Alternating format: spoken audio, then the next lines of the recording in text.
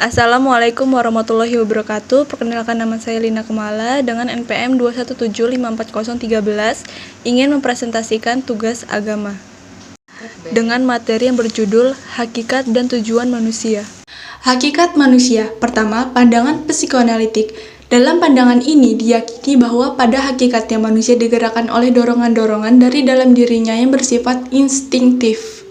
Hal ini menyebabkan tingkah laku seseorang manusia diatur dan dikontrol oleh kekuatan psikologis yang memang ada dalam diri manusia. Terkait hal ini, diri manusia tidak memegang kendali atau tidak menentukan atas nasibnya seseorang, tapi tingkah laku seseorang itu semata-mata diarahkan untuk memuaskan kebutuhan dan insting biologisnya. Yang kedua, pandangan humanistik. Para humanis menyatakan bahwa manusia memiliki dorongan-dorongan dari dalam dirinya untuk mengarahkan dirinya mencapai tujuan yang positif. Mereka menganggap manusia itu rasional dan dapat menentukan nasibnya sendiri. Hal ini membuat manusia itu terus berubah dan berkembang untuk menjadi pribadi yang lebih baik dan lebih sempurna. Manusia dapat pula menjadi anggota kelompok masyarakat dengan tingkah laku yang baik. Mereka juga mengatakan selain adanya dorongan-dorongan tersebut, manusia dalam hidupnya juga digerakkan oleh rasa tanggung jawab sosial dan keinginan mendapatkan sesuatu. Dalam hal ini, manusia dianggap sebagai makhluk individu dan juga sebagai makhluk sosial. Manusia menurut pandangan Islam. Pertama, manusia sebagai hamba Allah. Sebagai hamba Allah, manusia wajib mengabdi dan taat kepada Allah selaku pencipta karena adalah hak Allah untuk disembah dan tidak disekutukan. Dalam surah Az-Zariyat, Allah menjelaskan, "Tidaklah aku ciptakan jin dan manusia, melainkan supaya mereka menyembah aku." Dengan demikianlah manusia sebagai hamba Allah akan menjadi manusia yang taat, patuh, dan mampu melakoni perannya sebagai hamba yang hanya mengharapkan ridha Allah. Yang kedua, manusia sebagai al-nas. Manusia di dalam Al-Quran juga disebut dengan al-nas. Konsep al-nas ini cenderung mengacu pada status manusia dalam kaitannya dengan lingkungan masyarakat di sekitarnya. Berdasarkan fitrahnya, manusia memang makhluk sosial. Yang ketiga, manusia sebagai khalifah Allah. Khalifah itu merupakan anugerah dari Allah kepada manusia, dan selanjutnya manusia diberikan beban untuk menjalankan fungsi khalifah tersebut sebagai amanah yang harus dipertanggungjawabkan. Yang keempat, manusia sebagai Bani Adam. Sebutan manusia sebagai Bani Adam merujuk kepada berbagai keterangan dalam Al-Quran yang menjelaskan bahwa manusia adalah keturunan Adam. Yang kelima, manusia sebagai Al-Insan. Manusia disebut Al-Insan dalam Al-Quran mengacu kepada potensi yang diberikan Tuhan kepadanya. Potensi antara lain adalah kemampuan berbicara, kemampuan menguasai ilmu pengetahuan melalui proses tertentu, dan lain-lain. Manusia sebagai al-insan juga mempunyai kecenderungan berperilaku negatif atau lupa.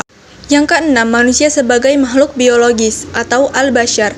Hasan Langgulung mengatakan bahwa sebagai makhluk biologis, manusia terdiri atas unsur materi, sehingga memiliki bentuk fisik berupa tubuh kasar atau ragawi. Wujud hakikat manusia merupakan karakteristik yang hanya dimiliki oleh manusia. Umar Tirta Raharja dan Lasulo mengatakan di antara wujud sifat hakikat manusia adalah sebagai berikut. Pertama, kemampuan menyadari diri. Kedua, kemampuan berinteraksi. Ketiga, pemilikan kata hati. Keempat, moral dan aturan. Kelima, kemampuan bertanggung jawab. Keenam, rasa kebebasan. Ketujuh, kesediaan melaksanakan kewajiban dan menyadari hak. Kelapan, kemampuan menghayati kebahagiaan. Unsur-unsur manusia. Sesungguhnya manusia itu diciptakan oleh Allah dalam bentuk yang sempurna dan bagus, dan manusia diciptakan sebagai khalifah Allah di bumi, dan telah dijadikan bumi seisinya untuk tunduk kepada manusia. Allah berfirman, "Sungguh kami telah ciptakan manusia dalam bentuk yang sempurna."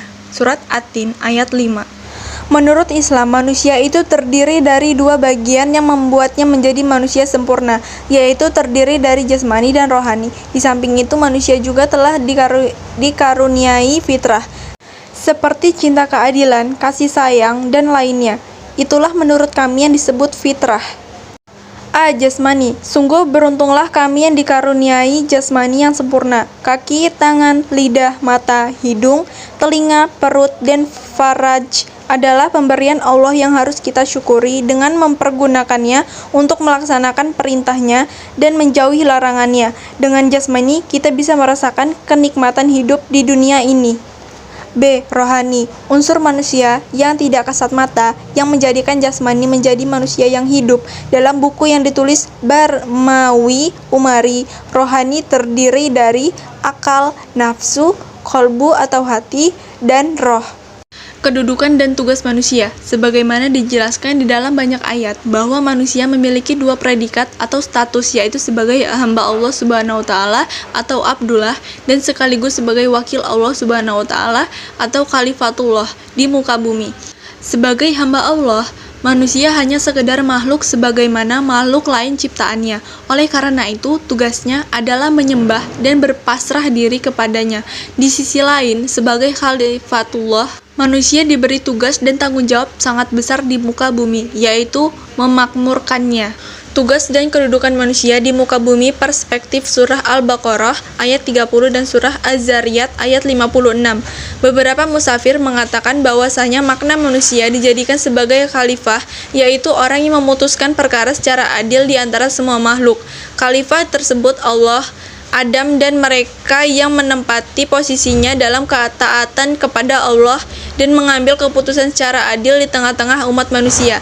Manusia tidak akan dapat menanggung beban tugasnya sebagai khalifah jika dalam dirinya tidak terbentuk perasaan tunduk, patuh, dan pasrah, atau ibadahnya yang total kepada Allah. Tafsir Ibnu Katsir ayat 100.